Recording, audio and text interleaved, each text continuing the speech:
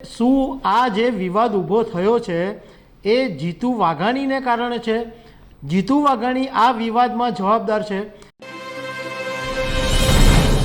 નમસ્કાર દર્શક મિત્રો, ગુજરાતના રાજકારણમાં અત્યારે એક હોટ ફેવરિટ ચર્ચા હોય તો પરસોત્તમ રૂપાલાની છે. પરંતુ ગુજરાતના રાજકારણને જાણકારા લોકોનું કહેવું છે કે શું આ જે વિવાદ ઊભો થયો છે એ જીતુ વાઘાણીને કારણે છે?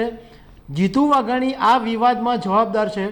કારણ કે 2017માં પણ જ્યારે ક્ષત્રિય સમાજનો વિવાદ ઊભો થયો હતો અને ક્ષત્રિય સમાજ ત્યારથી નારાજ છે. તો આ વિષય પર તમારી સાથે હું વાત કરીશ. મારું નામ રાજેશ શાહ છે અને તમે જોઈ રહ્યા છો ખબર છે .com. દર્શક મિત્રો, ભારતીય જનતા પાર્ટીના રાજકોટના ઉમેદવાર પરસોત્તમ રૂપાલાએ 23 માર્ચે એક નિવેદન આપેલું અને એ નિવેદનને કારણે ક્ષત્રિય રાજપૂત સમાજ જબરજસ્ત ગુસ્સામાં છે, આક્રોશમાં છે અને છેલ્લા 10 દિવસથી કોઈ પણ બાબતે ક્ષત્રિય સમાજ સમાધાન કરવા માટે તૈયાર નથી.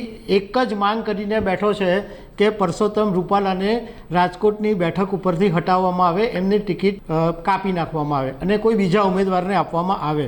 હવે રાજકારણના જાણકારોનું કહેવું એમ છે કે અત્યારે જે ક્ષત્રિય સમાજનો જે ગુસ્સો, જે આક્રોશ બહાર આવી રહ્યો છે એની પાછળનું કારણ 2017 હોઈ શકે છે.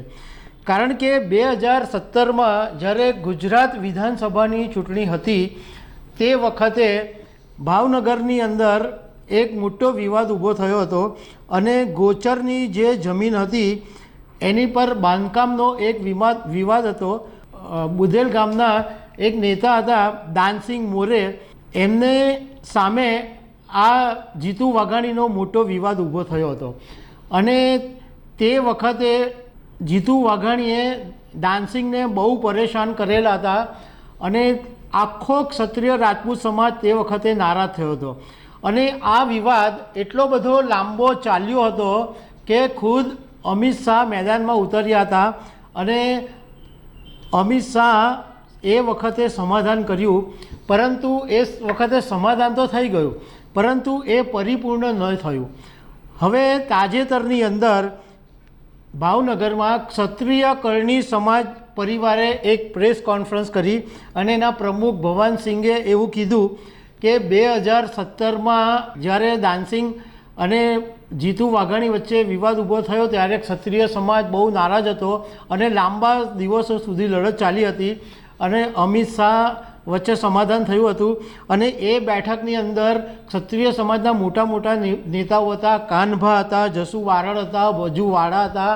આ બધા નેતાઓની હાજરીમાં સમાધાન થયું હતું.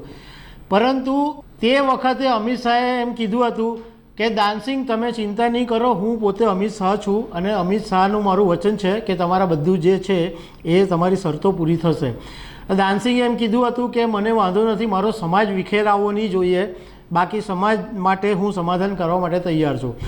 પણ ભવાનસિંગે એમ કીધું કે 2017ની જે વાત હતી પરંતુ આજ સુધી એ બાબતે સમાધાન થયું નથી.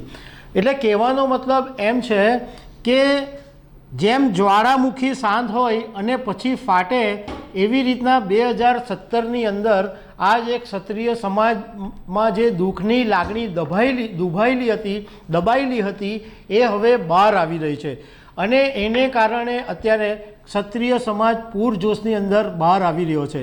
કારણ કે એક વખત ક્ષત્રિય સમાજ ખત્તા ખાઈ ચૂક્યું છે એટલે આ વખતે એમની લડાઈ એકદમ ઉગ્ર સ્વરૂપમાં છે અને આક્રમક છે.